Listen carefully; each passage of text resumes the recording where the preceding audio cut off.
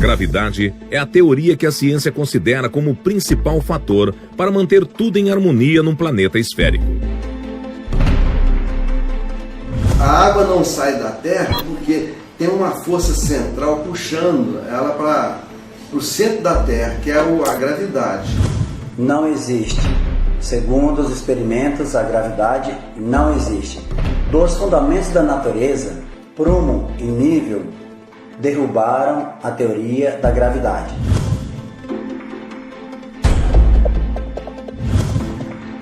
O prumo é um instrumento usado para aferir a verticalidade. É de uso fundamental na construção civil para garantir a verticalidade das edificações. Essa ferramenta a gente usa para deixar a parede no prumo certo, porque não pode ela ficar fora de prumo, que a parede pode cair. Então esse prumo é usado para isso, para ficar bem certinho no prumo, não para lá nem para cá, certinho ali no prumo. O uso do prumo é a única maneira de garantir que a construção está sendo erguida em alinhamento vertical.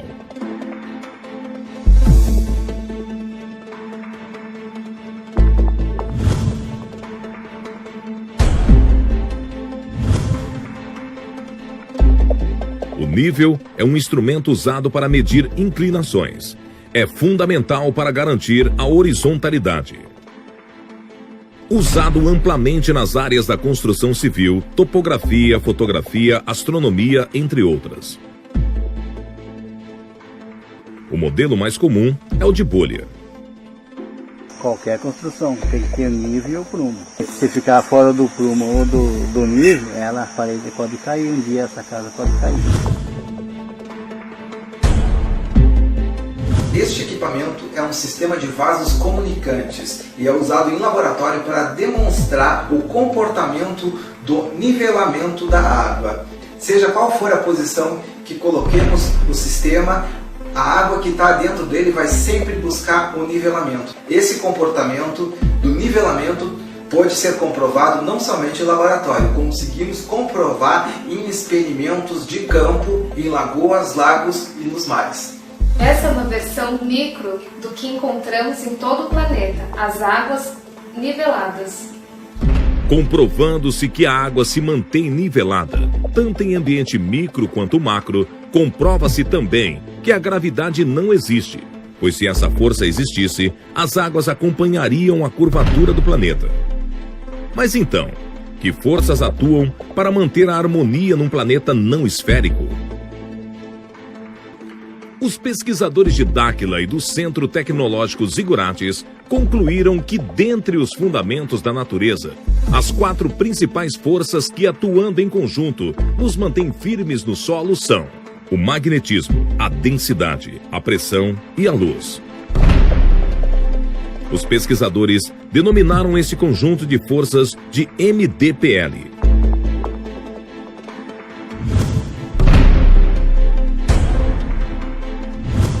Dentre as 4 forças do MDPL, o magnetismo, ao contrário do que a ciência considera, é uma das forças mais fortes que atuam na Terra. É a principal força que mantém tudo em equilíbrio, desde as ligações de um átomo até o campo magnético terrestre.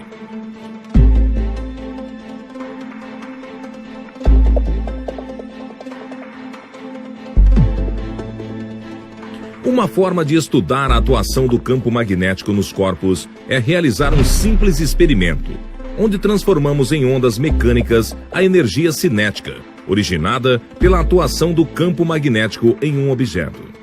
Isso pode ser reproduzido lançando um objeto na água. Qualquer que seja a forma do objeto, as ondas produzidas serão sempre circulares, pois são moduladas pelo campo magnético terrestre.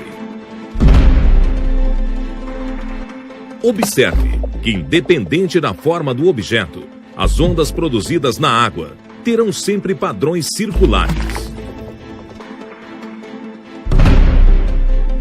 Isso ocorre porque as ondas na água estão sendo moduladas pela influência do campo magnético terrestre. Não existe. Segundo os experimentos, a gravidade não existe. Mas indo mais além, para provar ou para sustentar a esfericidade da Terra, sem que as pessoas caíssem, prédios, animais, construções, as águas principalmente não saíssem voando espaço afora, para justificar as pessoas fixas na superfície terrestre sem serem jogadas fora com o giro do planeta, eles criaram uma força mágica chamada gravidade. Mas essa força mágica é derrubada pelo prumo e o nível, porque o comportamento físico das águas é buscar nivelamento, ou a física também está errada. Se o comportamento físico das águas, segundo a nossa física, é buscar o nivelamento, como é que ela vai fixar em uma bola, em uma esfera, sem sair voando? Então, espaço afora sem buscar o seu nivelamento. Então, são duas coisas contraditórias. E mais ainda, para justificar as estações, eles resolveram inclinar uma bola 23 graus. Não há como inclinar uma bola, uma esfera. Impossível. Mas vamos lá. Como que um planeta ou uma bola, uma esfera ficaria inclinada e as águas não saíam, né? Vamos dizer assim, mas tem um eixo imaginário. Eixo imaginário, mesmo que existisse um eixo físico, o que estaria inclinado seria o eixo e não a esfera. Qualquer posição que colocar a esfera, não há como incliná-la, e sim o eixo. Um eixo imaginário já é uma ilusão, se é imaginário é uma ilusão. Então, é uma outra contradição. Não há. Eles criaram esse eixo que não existe para justificar as estações em uma esfera, em um modelo globular. Isso não é possível. Bem, em uma esfera, com certeza não moramos, porque o comportamento físico das águas não condiz com a realidade dos fatos. E através do prumo e nível, esta teoria está totalmente derrubada, extinta.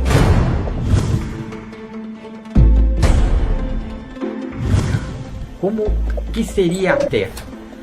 A visão primeira, a Terra é absolutamente plana. Mas esse plano vai até onde? Ele é quadrado? É um círculo? Olhando do alto, a impressão que se tem é que a Terra é plana. Cientistas do passado tinham apenas os olhos para observarem e o raciocínio para criar possibilidades. Os mais antigos, utilizavam o modelo da Terra plana, Terra quadrada, triangular, geóide. Mais tarde, outros cientistas definiram que o modelo mais adequado seria esférico, geóide, colocando uma estaca num ponto e outra a 800 km, mas eles não levavam em conta a altitude, não tinha GPS, não tinha nada. Então, realmente essas ideias não tem como hoje, com a tecnologia que temos, levar em consideração, pois tudo que temos hoje derruba essas teorias. Qualquer experimento hoje consegue provar que o globo não existe, é impossível. Mas então, como podemos determinar o real formato do planeta? Os pesquisadores do CTZ coletaram informações sobre o movimento do Sol, da Lua e das estrelas em diversos locais do planeta. Nessa pesquisa, que durou vários anos, registraram imagens de câmeras instaladas em todos esses locais durante o dia e a noite. Encontramos várias diferenças na trajetória do Sol. Uma das mais significativas foi entre a Austrália e a Argentina, que estão no mesmo trópico. Enquanto na Argentina o Sol se movimenta aproximadamente 180 graus, na Austrália se movimenta quase 270 graus, o que seria impossível no modelo esférico da Terra. Outro exemplo significativo foi nas Ilhas Canárias, onde um time-lapse das estrelas mostrou um movimento circular incompatível com o modelo esférico da Terra. Esse movimento só seria justificável se o local fosse próximo aos polos numa Terra esférica, o que não é o caso. Nós só não entendemos que, com tantas discrepâncias que encontramos e com a tecnologia que temos disponível hoje, nenhum pesquisador, nenhum cientista, nenhum astrônomo, nenhuma agência espacial do mundo percebeu nada disso. A discrepância na comparação da trajetória do Sol e das estrelas entre os diferentes pontos, quando relacionados à sua posição geográfica no mapa mundi, possibilitou gerar um novo modelo geográfico dos continentes. Nesse modelo, os continentes apresentam tamanho e posição um pouco diferentes do mapa mundi atual, tendo o Polo Norte ao centro e os demais continentes ao redor. Esse novo modelo foi denominado de Terra convexa. Chamamos de Terra convexa porque os continentes apresentam um relevo convexo, iniciando no nível do mar, subindo ao ponto mais alto, retornando ao nível do mar. Conforme análises altimétricas, todos os continentes apresentam uma convexidade em seu relevo. De acordo com as pesquisas, na Terra convexa, o campo magnético apresenta a seguinte disposição, sendo que o Polo Norte magnético está aproximadamente no meio do planeta. Devido ao campo magnético em qualquer local da superfície do planeta, uma bússola sempre irá apontar para o Polo Norte, pois o Polo Sul representa toda a sua borda. O campo magnético também é responsável por modelar o formato da nossa atmosfera, que toma a forma de uma lente plano-convexa. Desta forma, a atmosfera, formada por diversos gases e água no estado gasoso, toma a característica de uma gigantesca lente de aumento com alto grau de refração, responsável pelo dia e pela noite. O seguinte experimento simula o comportamento do dia e da noite. Usamos uma lente plano-convexa, o modelo dos continentes, e uma fonte de luz externa simulando o Sol. O resultado é um modelo do dia e da noite nos fusos horários correspondentes. O que nos ajudou muito nessa pesquisa foram as informações que nós coletamos do nosso próprio Observatório Astronômico do Centro Tecnológico Zigurates. Desta forma, os pesquisadores concluíram de que a Terra não é esférica, nem geóide, mas sim convexa nos continentes e plana nas águas. Dentro dessa concepção, a Terra é como um enorme e disforme asteroide, flutuando no espaço, cercado por uma camada muito alta de gelo em toda a sua borda.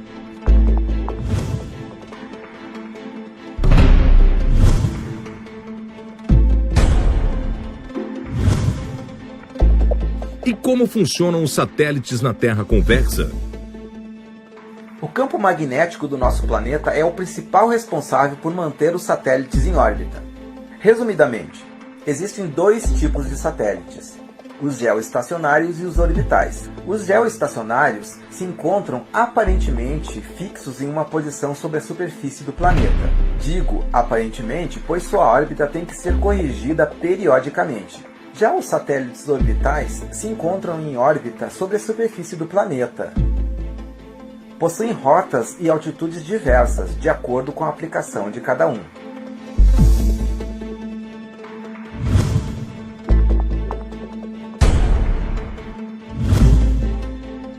E por que as fotos da Terra tiradas do espaço mostram uma curvatura? Lançamos diversas sondas atmosféricas e percebemos que as imagens registradas nas altas camadas da atmosfera começam a apresentar uma certa curvatura após determinada altura. Isso ocorre nas altas camadas da atmosfera, acima da estratosfera, ou seja, numa janela de avião você não irá observar essa curvatura. Constatamos que este efeito não ocorre em função da suposta curvatura do planeta, mas sim devido a dois fatores. O primeiro, em função da grande lente plano-convexa da nossa atmosfera. O segundo, em função da teoria da curvatura da luz proposta por Albert Einstein e comprovada experimentalmente em 1919.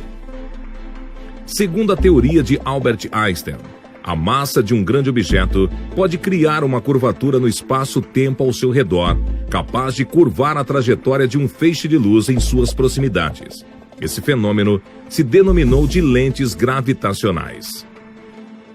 Uma lei física comprovada tem que funcionar tanto em ambiente macro quanto micro. Dessa forma, as lentes gravitacionais foram comprovadas através de observações astronômicas de objetos de grande massa. Então, concluímos que A curvatura da luz nas altas camadas da atmosfera ocorre também em função da massa do próprio planeta e do campo magnético dele. Fabricamos em nosso laboratório uma lente gravitacional física capaz de corrigir a curvatura da luz nas altas camadas da atmosfera. E nos experimentos chegamos ao grau 0,22 para a correção total. Isso pode ser comprovado também através de simulação computacional. Essa lei se aplica também a outros corpos, como exemplo a Lua e os planetas que conhecemos do nosso sistema solar. Eles aparentemente são esféricos quando observados através de telescópios, porém não sabemos o seu real formato. Ou seja, nem sempre o que vemos representa a realidade.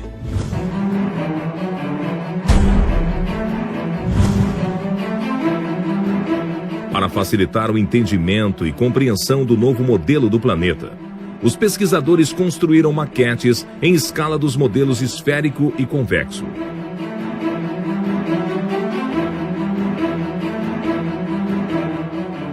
Fizemos uma maquete na escala geográfica, justamente para que as pessoas tenham uma clareza maior, uma visualização, muito mais facilidade para o entendimento de como realmente é a Terra. Segundo o relatório, segundo toda a pesquisa que foram realizadas pelos nossos pesquisadores, chegamos à conclusão desse formato da Terra.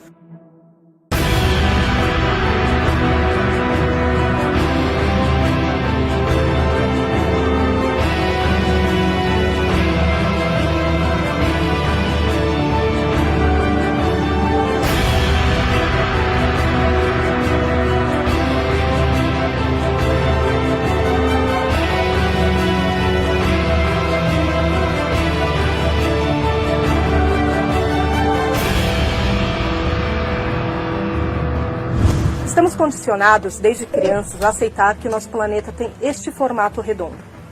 Mas se eu disser que não existe uma imagem sequer real de nosso planeta por inteiro? Até hoje, nenhuma das agências espaciais desses órgãos conseguiram registrar uma imagem por inteiro de nosso planeta.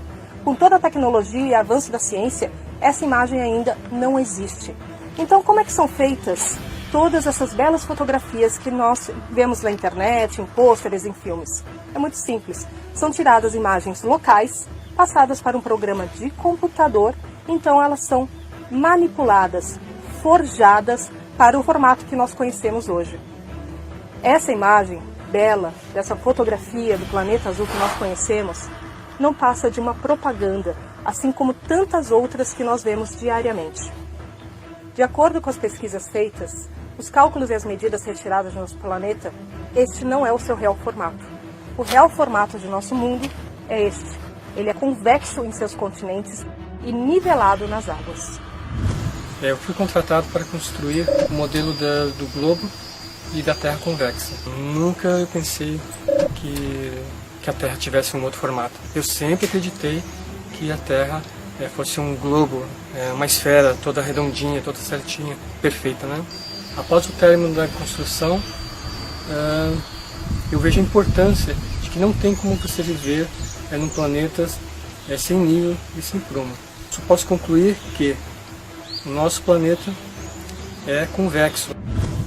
Da mesma forma que a imagem de nosso planeta é manipulada, o tamanho e os formatos dos continentes também passam por esse mesmo tipo de problema. Eles são muito diferentes do que nós temos costume de ver nos mapas mundi. Países como o Brasil ou como a Rússia, eles ganham extensões de terras muito maiores do que são informadas, o que explicaria tantos erros de cálculo nas demarcações de terra. Agora, como que nós chegamos a esta conclusão? É muito simples. Se nós levarmos em conta todos os dados numéricos, todas as medidas, as distâncias dos trópicos, dos meridianos, as costas, as extensões de terras e aplicarmos isso no papel, levando todos esses detalhes em consideração, todos esses continentes sofrem grandes distorções, sem exceção. Nenhum deles fica fora disso. Alguns, como falei, Brasil e Rússia, sofrem um aumento de terra e outros, como Estados Unidos, sofrem uma diminuição.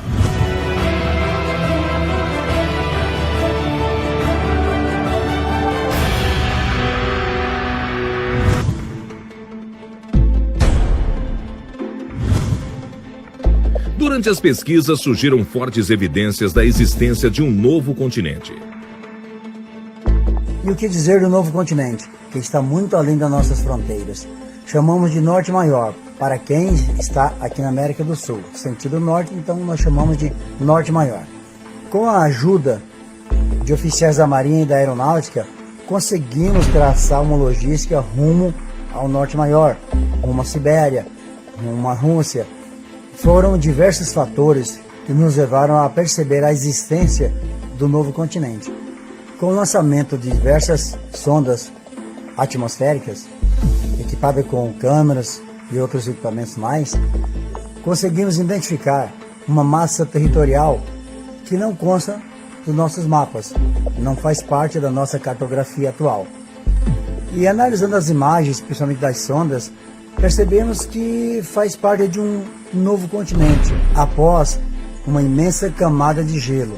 Após vermos essas imagens, direcionamos nossas expedições até os limites onde um ser humano, ou segundo a autonomia de um navio, era possível chegar. E coletamos muitas evidências de poeiras no gelo, pólens e outras evidências mais que realmente nos levaram a ter certeza da evidência desse novo continente.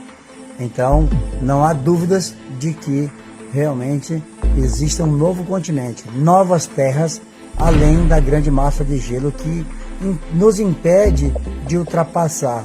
A pesquisa continua, não botamos pés nesse local ainda. Tivemos apenas observações à distância, mas pretendemos chegar nesse local o mais rápido possível.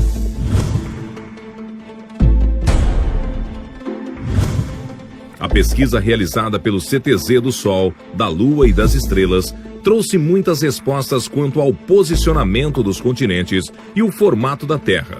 Em contrapartida, surgiram muitos questionamentos. Definir o real formato da Terra não foi tarefa fácil, mas durante as pesquisas percebemos que o mais difícil estava por vir. Percebemos que o Sol promove muitas anomalias, sua trajetória, o nascer e o pôr do Sol. Instalamos equipamentos em diversos países, em diversas partes do planeta, e todos esses equipamentos registraram situações diversas, anomalias que nos fez pensar, repensar sobre a trajetória, sobre o que nós aprendemos sobre o Sol. Seu tamanho, a distância dele para a Terra, não condiz com aquilo que aprendemos. Não condiz com a realidade dos fatos. É uma trajetória anômala, totalmente diferente, dá a entender fortes evidências de que o Sol não é uma estrela da forma como aprendemos. Parece que está muito mais próxima da Terra do que pensamos. Além do mais, a sua trajetória é totalmente diferente. Em diversos pontos, em continentes diversos, a trajetória não condiz com a realidade, principalmente na Austrália e nas Ilhas Canárias. Por exemplo, na Austrália, ele nasce e se põe quase no mesmo lugar. Na Antártida, é totalmente diferente. Alguns meses do ano, ele fica em um ponto fixo, praticamente sem se movimentar para nenhum dos lados. Com a observação de todas essas anomalias ao redor do mundo, percebemos que há a possibilidade do sistema solar ser totalmente diferente do que aprendemos. Ele pode nem existir. Durante essas observações sobre o Sol, percebemos que a Lua também tem um comportamento diferente. A trajetória dela é muito parecida com a do Sol. E seu tamanho também é totalmente atípico. A impressão que temos da Lua é que seu tamanho varia muito, ou a sua distância em relação à Terra varia bastante durante sua trajetória de 28 dias. Tem dia que está mais próximo, outro mais distante. É como se a elíptica dela estivesse totalmente dentro de um sistema diferente do espaço lá fora. É como se fosse uma outra realidade. Em função das diversas anomalias observadas no Sol, na Lua, nas estrelas, constatamos que a Terra não gira. Ela não tem um movimento giratório. Podemos considerar um suave bambolê ou uma suave inclinação, mas a Terra, com certeza, não gira. Está imóvel. O mistério envolvendo o Sol é tão complexo que vamos continuar os estudos, vamos continuar pesquisando, porque é de interesse nosso desvendar o mistério que envolve a nossa estrela.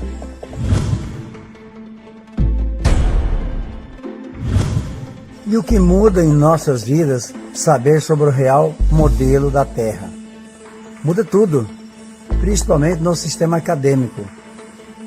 As escolas terão que refazer toda a sua programação, todo o seu currículo escolar, a geografia, a astronomia, a matemática, a física, tudo muda.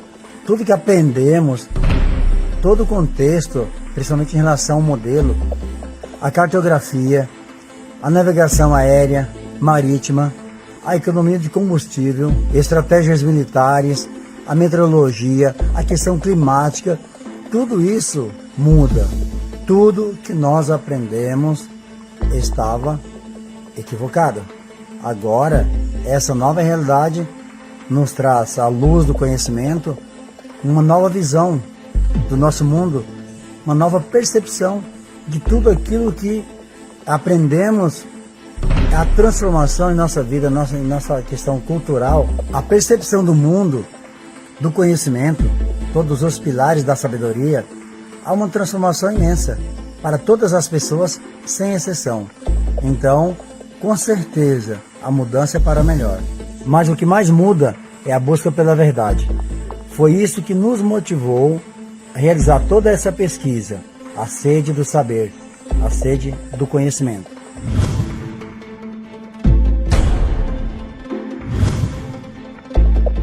E como ficaram os especialistas Mauro Dias e Paulo Parra, que acompanharam os experimentos?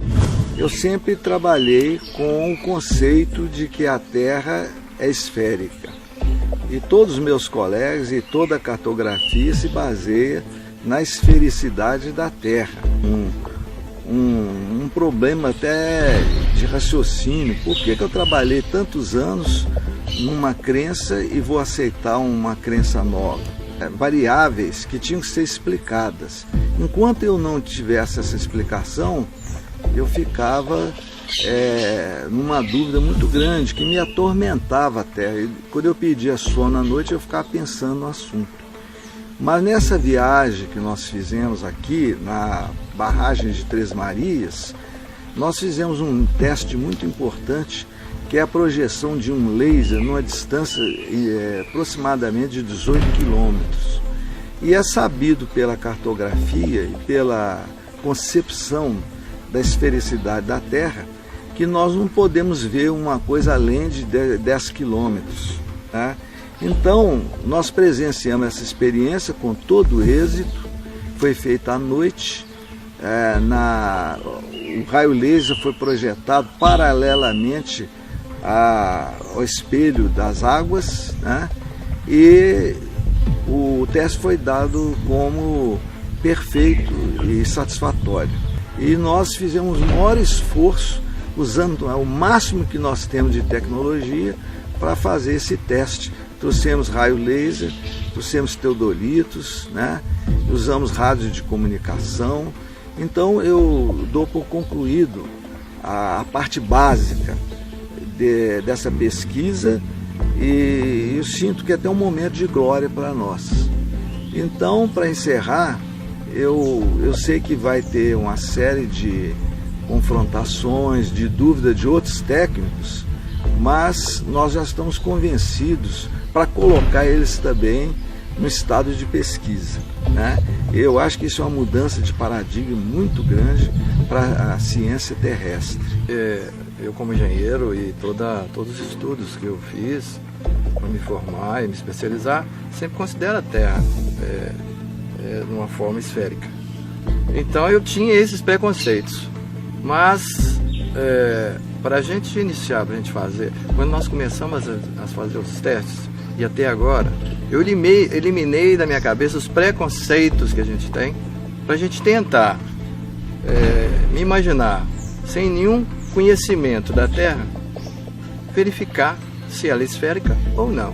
Está clara e sem dúvida nenhuma que a Terra, na região dos lagos, ela é plana. Não houve diferença nenhuma de nível. Então, eu sei que é difícil até para vocês terem a coragem de falar sobre esse assunto aqui. Muitos profissionais se negaram a falar sobre isso aí com medo de ter sua carreira arranhada, sua imagem arranhada, por contradizer uma teoria que está há 2000 anos aí, que nunca foi provada na prática, né? No caso da esfericidade da Terra. São apenas teorias, né? Então, assim, em relação às ciências exatas, assim, qual o conselho que vocês dariam aos pesquisadores, às pessoas que que ocupam a mesma cadeira que vocês? É importante eliminar esses pré-conceitos, porque aqueles que entenderem bem essas três forças, o magnetismo, a densidade e a pressão, poderão ter um avanço muito grande tecnológico, desenvolver outros conceitos de transporte, de energia. Eu acho que aqueles que entenderem, a partir desse novo conhecimento, procurar a fundo entender, eles vão ter um ganho muito grande de tecnologia. Nós, a raça humana, nós da Terra, teremos um ganho muito grande de tecnologia. Eu aprendi uma coisa, que nós temos que ter uma mente aberta para discutir qualquer teoria. Ainda que ela pareça absurda, no início eu tive essa dificuldade de entender essa revelação. Eu passei meses trabalhando nisso. Estamos chegando ao final e todo o relatório, tudo isso vai ser arquivado, deixado à disposição na internet para que qualquer pessoa que queira repetir os testes estará incluindo todos os aparelhos que foram utilizados, toda a tecnologia, todas as coordenadas. Estamos aqui na represa Três Marinhas, em Minas Gerais. Tudo isso será disponível para todos vocês, para que todos possam repetir o teste em casa se quiser. Com isso, esperamos que nossa contribuição para a ciência, para as pessoas, para o governo, para a defesa aérea, não só brasileira, mas para todos os países, inclusive para que todas as pessoas possam ter uma visão diferente desses 2000 anos que foram dessa teoria da Terra esférica, e agora espero que vocês tirem suas próprias conclusões.